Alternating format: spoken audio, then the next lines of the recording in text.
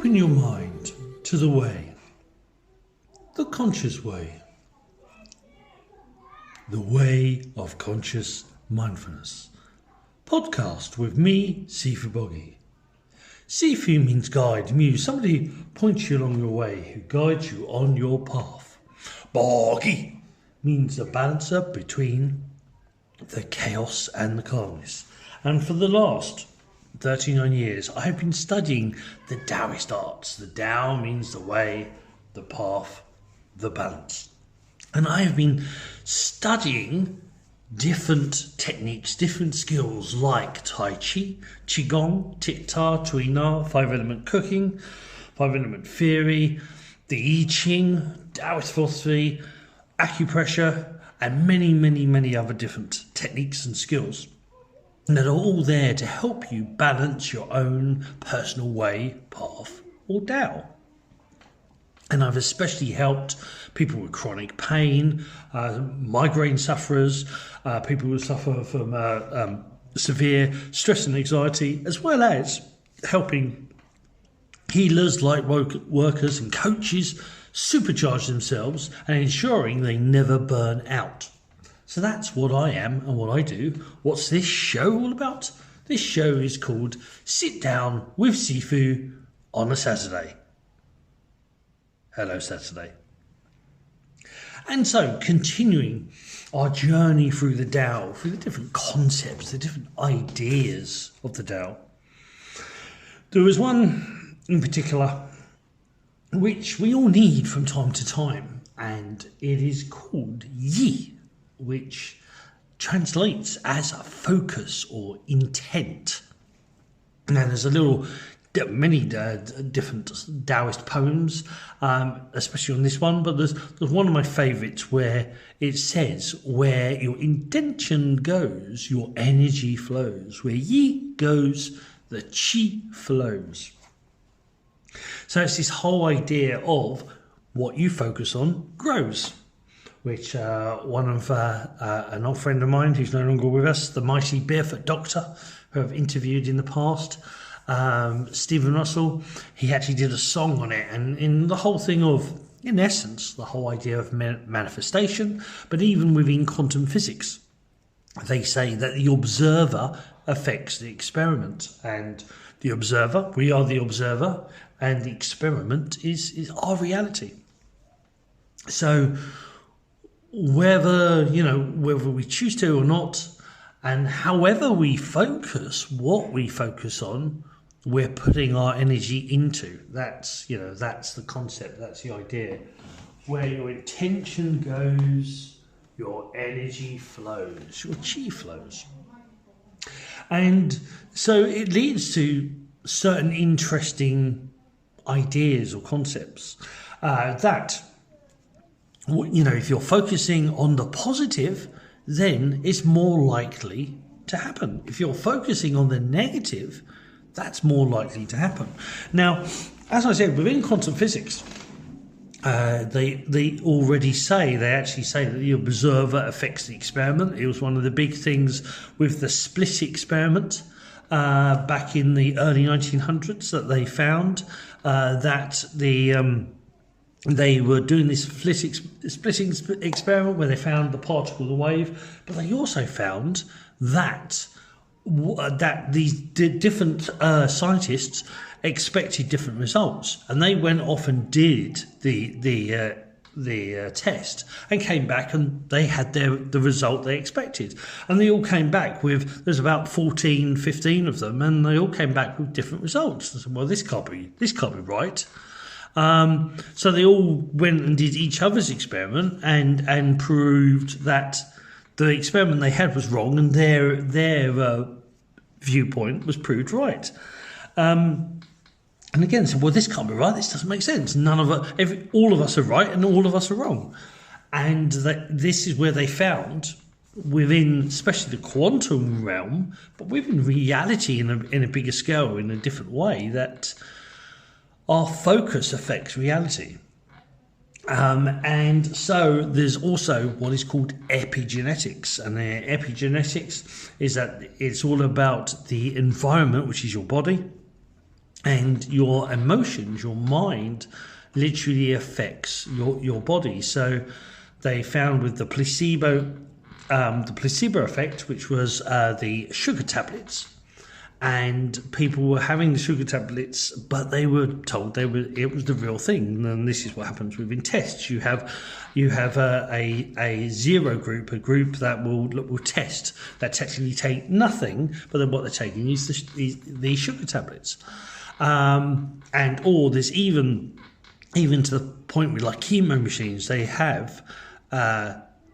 They have a machine that doesn't actually give chemo at all. It just makes all the noises, but doesn't actually, do the radiation. And what they found was that the people who believed they were in, that machine was real, or believed the medicine they were taking, they actually had a very little to a major effect. Some people were helped slightly. A lot of people were significantly helped because they believed they were taking the real thing. Now from the placebo, you get the nocebo effect, which is the other way around, where people believed there was nothing that could be done for them. They believed that the medicine they were taking wouldn't help, and they were taking the real medicine. And they had a significant decrease. A lot of people who believed that they couldn't be helped, they had negative results. And so within epigenetics, they found that there was this information of this flip between what the body can do. That when you believe in an outcome, whether it's positive or negative, your brain can't tell the difference. In psychology, they say that the mind can't tell the difference between what it imagines and what is real. And again, with this, they've done tests with sports people where they have had, a sports person that's trained for years in a certain particular sport. They say like the 100-meter dash, and they would say to that, they wired that person up on a machine and say, right, we want you to imagine that you're setting yourself up for your 100-meter dash, and then you run your 100-meter dash and you get to the end. And they've had these people wired up, and their muscles start flexing, their body temperature starts raising, their heartbeat starts racing, and it was basically showing evidence that the body was actually doing that race, running that 100-meter dash. And this is where they found that the mind can't tell the difference, or the body can't tell the difference between what you imagine and what is real. So if the more intense you put into something, it can actually affect your reality. It can at least affect your physical health. Whether it affects the reality, the outside world, is sometimes debatable. But there are case studies within different agencies where they had 2,000 people meditating on peace and tranquility and love in actually the city-state of Washington, and over a weekend, and they dropped the crime rate by 20%. They had, I think it was 7,000 people did that worldwide, and that dropped the worldwide the crime rate and the acts of terror over the world for a week. They meditated for over a week, and they dropped the crime rate for 70%. Now, you can debate whether this is true or not, but there were case studies done by the FBI back in the late 90s and ended in 2000. And there were very interesting case studies that were done for many reasons. But they showed, or at least that in theory they're showing, that our thoughts affect our body and our reality, at least our reality, if not the reality outside. So within Qigong and within the Daoist philosophy, where your intention is affects your reality and affects how you deal with stuff. Now, there is a thing of before, the studies that were done in the West, in the East, they believed that the forebrain was the monkey mind, and the back of the brain and heart was actually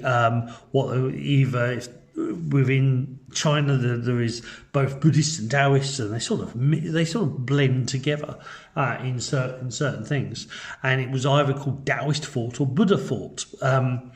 And Buddha thought is sort of like that angel sitting on your shoulder. A monkey mind is that ego, the devil sitting on the other shoulder, and you're in the center. You're in the middle.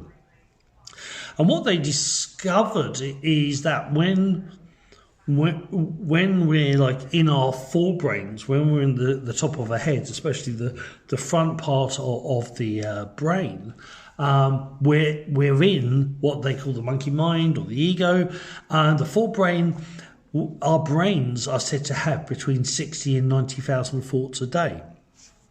So we're processing so much stuff every single day.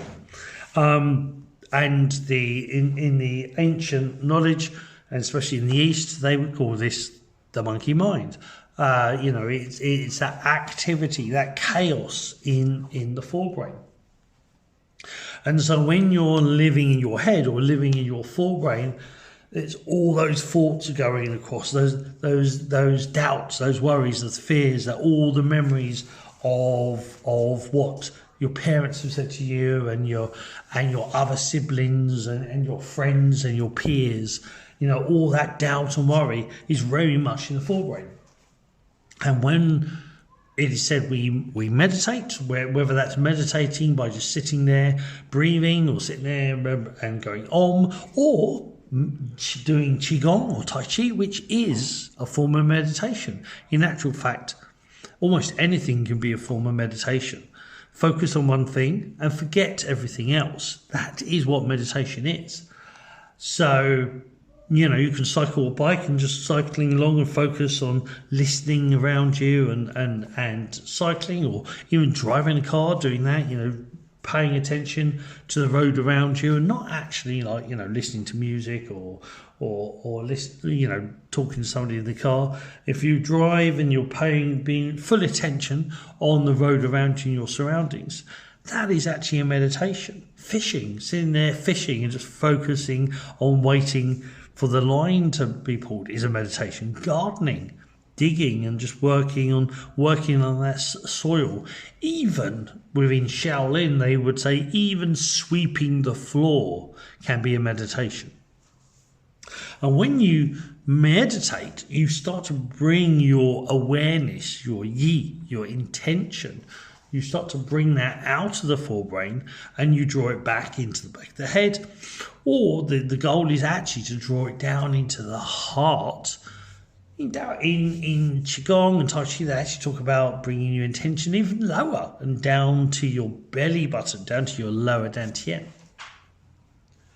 So this whole idea of drawing the intention back is, so instead of hearing all those 60 to 90,000 thoughts, instead of hearing, like the busy marketplace, you're stepping back into the building and further back. Or, you're stepping in the Daoist would also use the terminology of the cave. You're stepping back into the cave and out from the forefront, out from all the noise and all the chaos, and you're drawing your awareness back to your center or lower. So the center obviously is your heart. Now, the heart itself is actually known, there is a bioelectrical and magnetic field that is around the heart. And we know, it is known within science, that when people are more positive and happy, this field expands. When they're afraid or angry, depressed, this field contracts.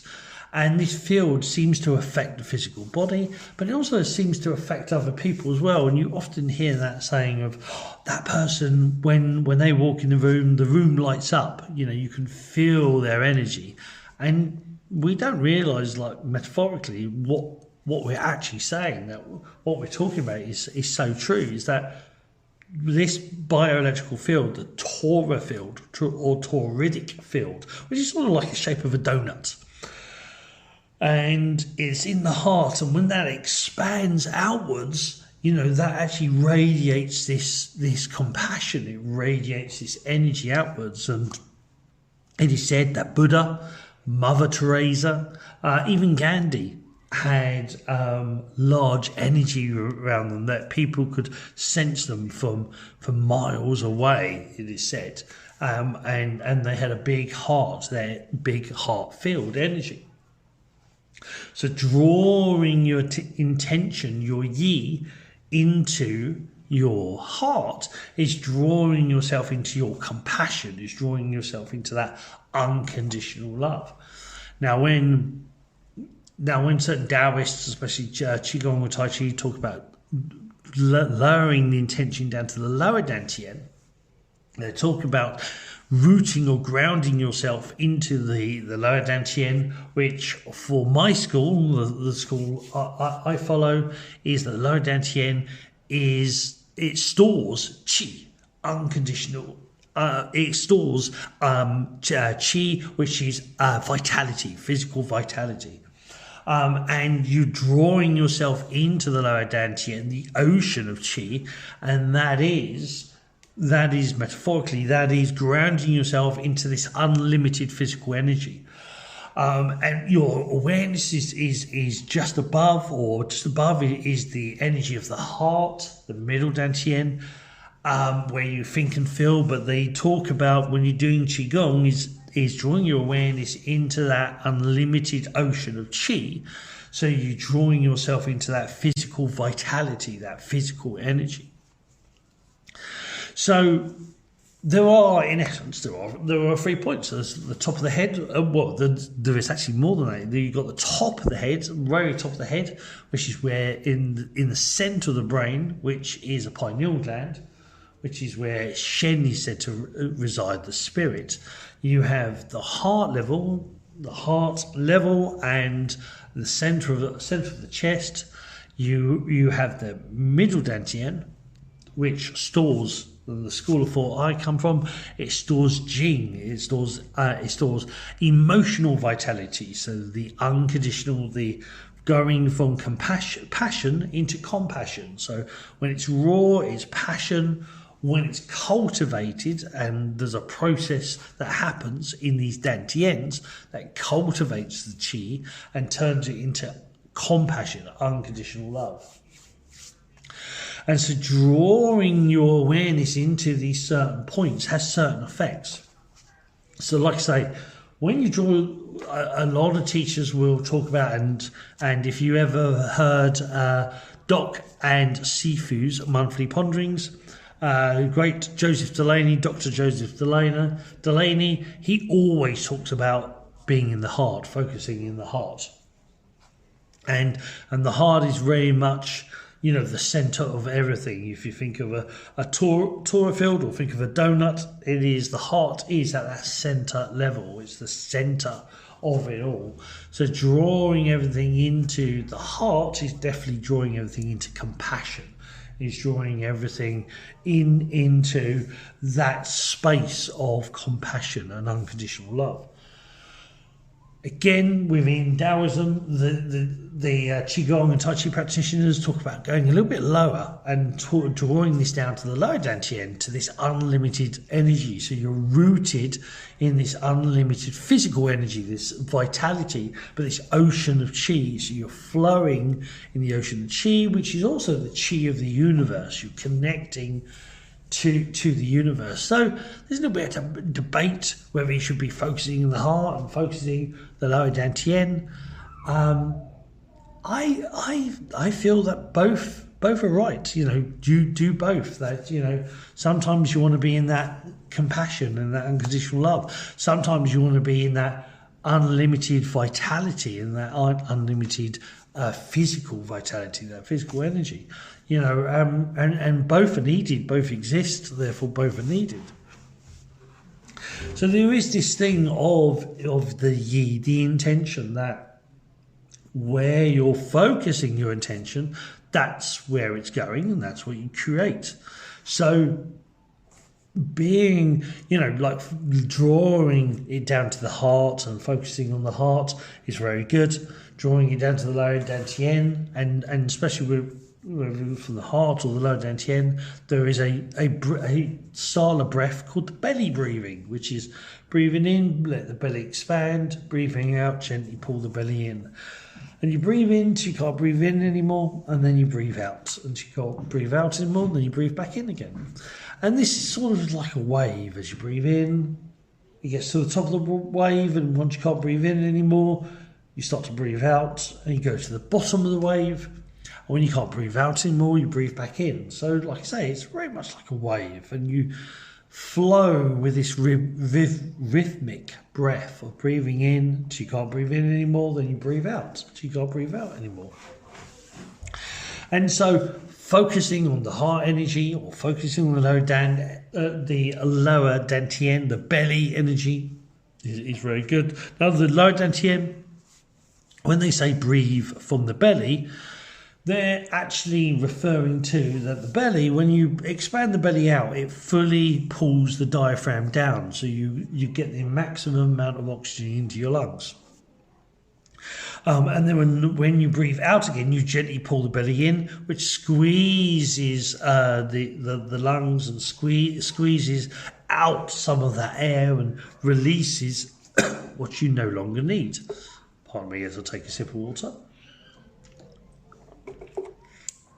So this whole idea of this breathing, focusing on that intent. So not necessarily at first in meditation, people need to count, or people need to focus on something, or people need to focus on a something going on, like a cooking pot filling up with liquid, or focus on traveling around an island, or anything. There are many different meditations which to focus on, and it's sort of a distraction. It's sort of to give your consciousness something to do while your subconsciousness slowly expands and grows.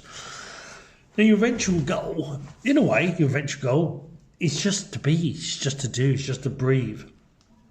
And some people find that very easy, and some people find it very difficult. So the whole idea of the intent, focusing on this, your intention is on your breath, or your intention is on counting how many breaths you have. It allows yourself to get into a hypnotic state where you basically almost hypnotize yourself, and then you let go and you go into the Wu Qi, the unlimited possibility, the void. Now for some people, for a lot of people, this only lasts a few seconds at a time. They sort of hit it and you sort of disappear for a while, then you come back. But when you disappear, you sort of, what happened? Where have I gone? And, but a lot of people can actually do this through Qigong and Tai Chi. A lot of people do it in running. They will run and just everything drifts away. They no longer are, here or there. They sort of disappear. Like, where did the time go?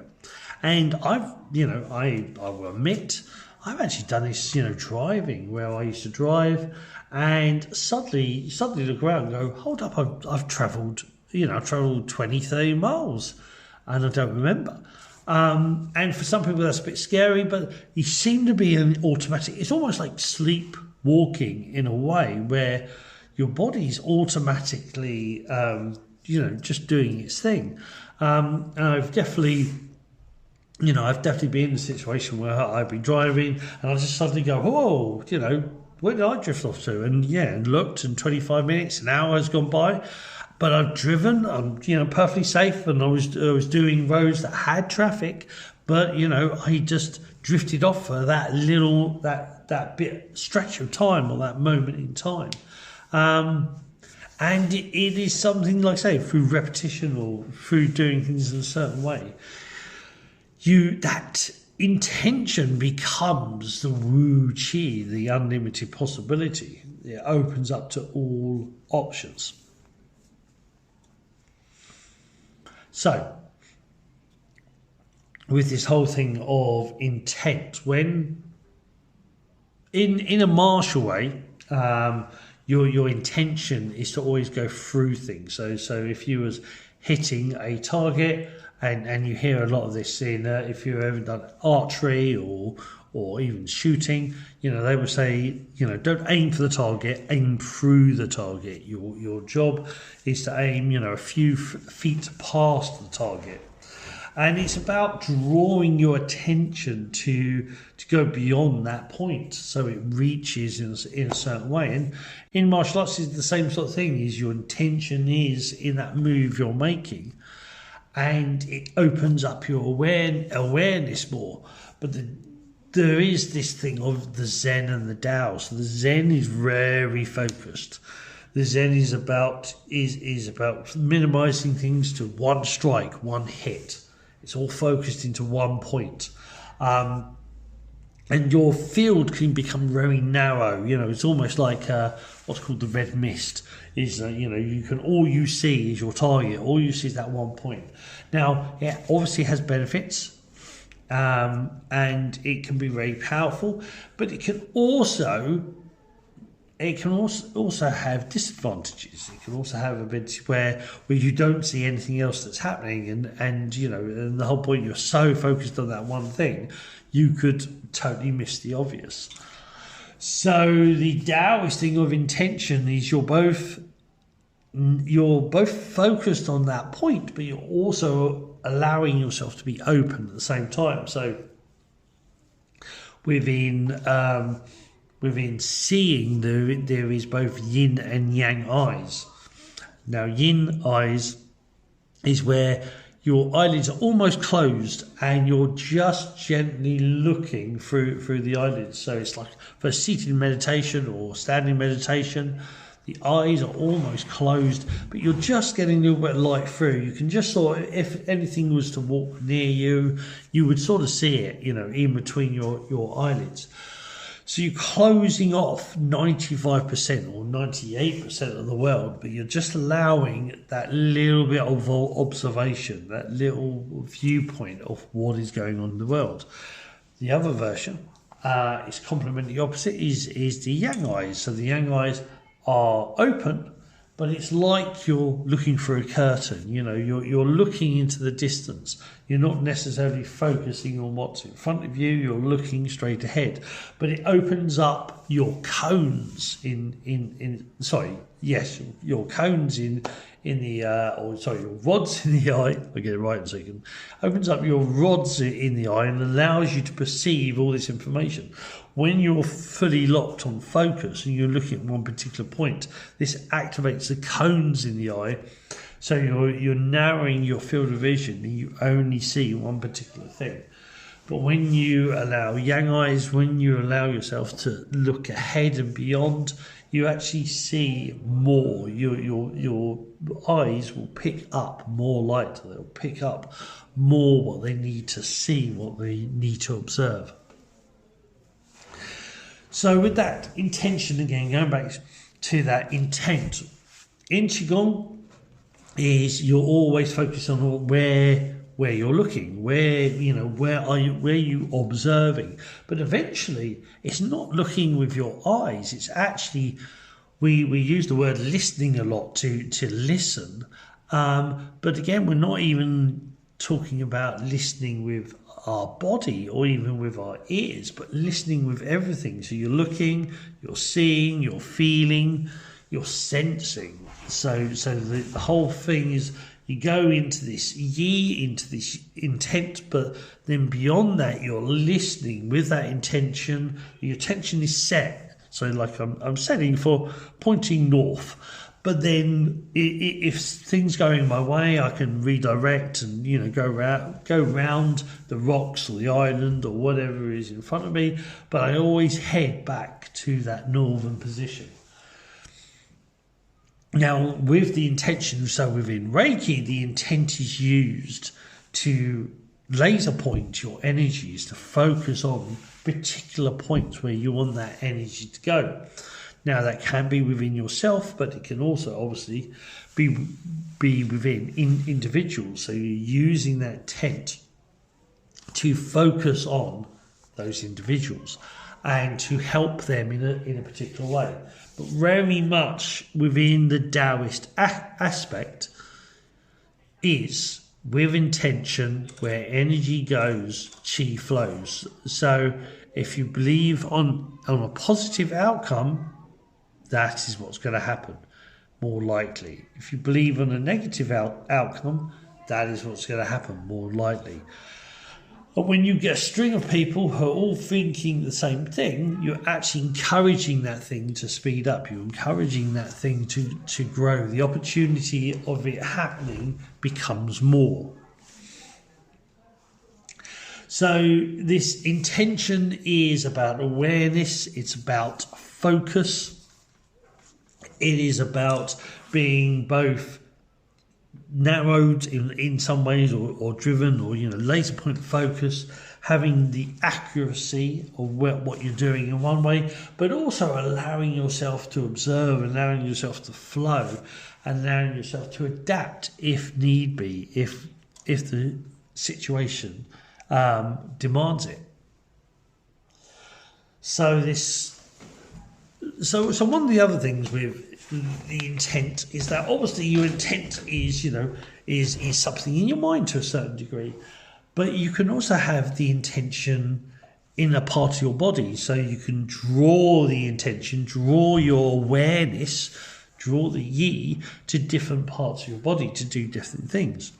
So if you're thinking of healing, is that you could actually set the intention to focus on that particular part of the body, that limb, those organs, whatever needs that energy. And it is shown, there has been medical case studies, is that when certain practitioners, especially hardcore meditation practitioners, that they've focused on particular parts of their body. They're focused on their elbow, focused on their knee, they're focused on their heel, they're focused in the little finger.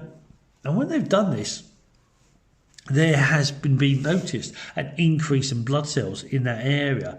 They've noticed that the body actually starts to flush the immune system into a certain area. So where they're focusing on helping themselves or somebody else, my back, my knee hurts, and they're focusing on it. If you're focusing on a more positive way, you could actually, at least in your mind, resolve some of those knee problems. You can take some of that knee pain away. But when you focus on it and you're in a negative point of view, it does seem to increase the chances of discomfort. It does seem to increase the chances of things not being of a positive outcome. So what you focus on and how you focus on is very, very important. It's all interconnected. It's all related.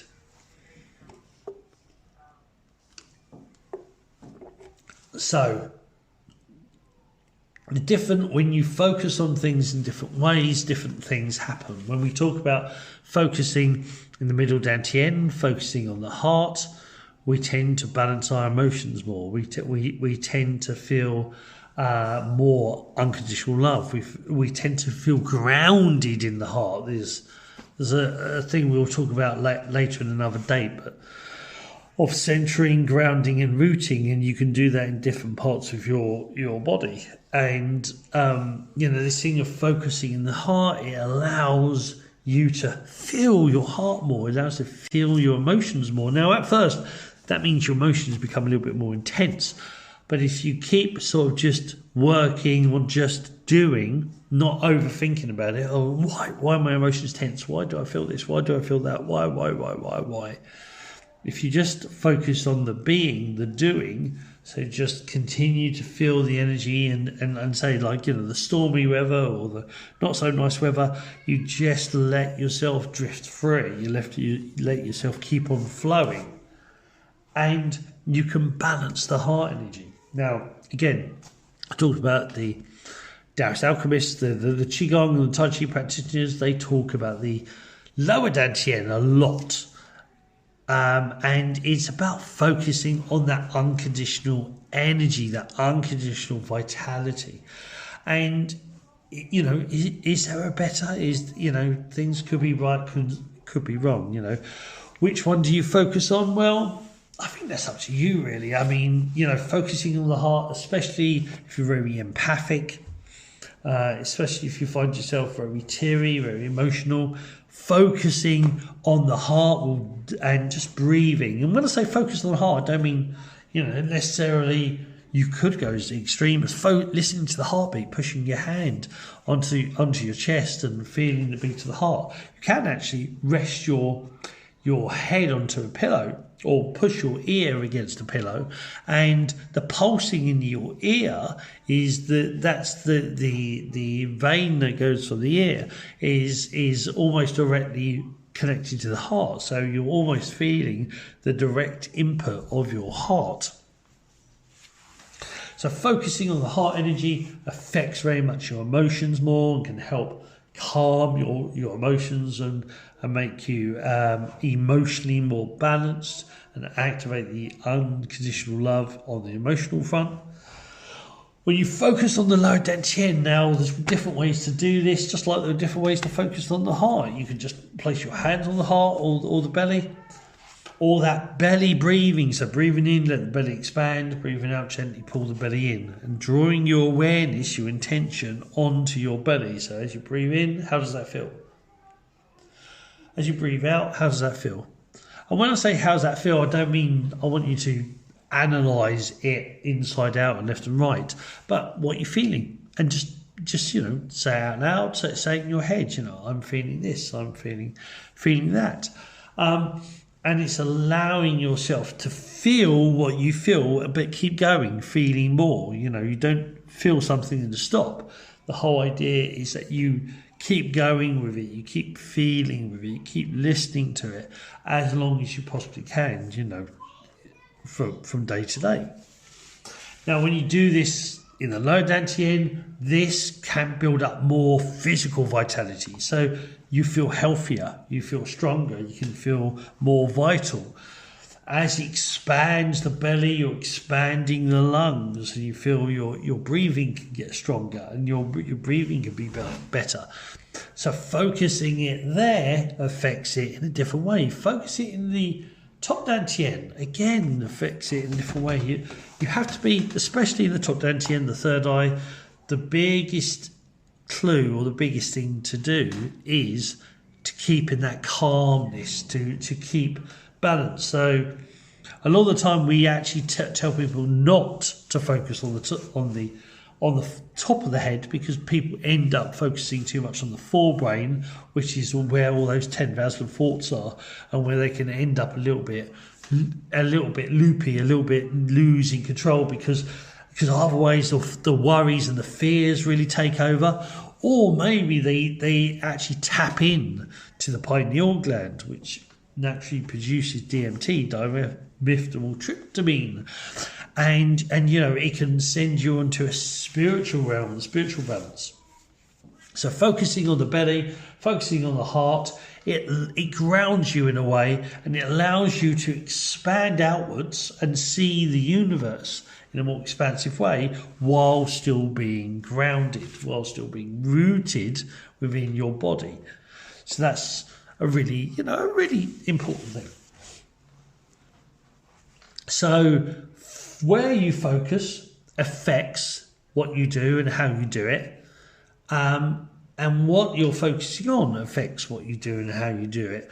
And so breathing is we have talked about breath before. The way you breathe affects the way you think, the way you feel, and the certain students that I've dealt with, that they've definitely changed the way they think and feel through their breath work, through Qigong, but also through this whole idea of focus, that changing your thoughts affects your reality. By the way what you focus on will affect how you feel, how you think, and how you do and move. I could sort of go on a little bit more about focus, but I think that's enough now. If you have any questions, don't hesitate to ask. If you're a student, even if you're not a student, and you sort of heard of Yi, but you want to learn more about it, and this whole thing of focus, or the Dantians, you want to learn more about them. You want to learn more about the breathing. You want to learn more about Qigong. You want to learn more about the whole Daoist principle.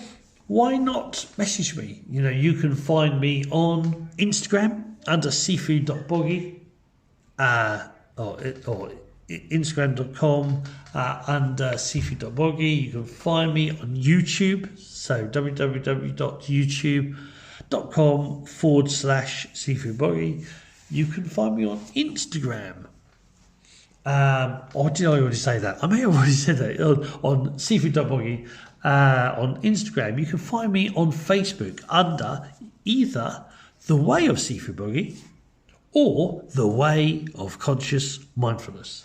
And you can also find me on Patreon. Well, yes, we'll talk about Patreon in a second. You can also find me on Spotify. So these audios will also be on Spotify on Bring Me to Life, as well as you can simply put in The Way of Sifu Boggie or The Way of Conscious Mindfulness to find me. Now, if you're interested in learning Qigong or Tai Chi or Shun Qi Shen, which is Chinese Reiki, predates the Reiki, predates even Eastern Reiki, or even Tahiti, which also is actually Japanese energy system that predates Reiki. You can find me on Patreon under www.patreon.com. Sorry, let's try that again, shall we? My intention is slipping. My Yi is slipping. So, www.patreon.com/Sifu Boggie. That's what I meant to say. So, that's it for now. I hope you've enjoyed this show. Until next Saturday, when I see you again, don't forget, love, Qi, and Shen from me, Sifu Boggie. And remember to cry. No, remember. Open your mind to the way. The conscious way. The way of conscious mindfulness.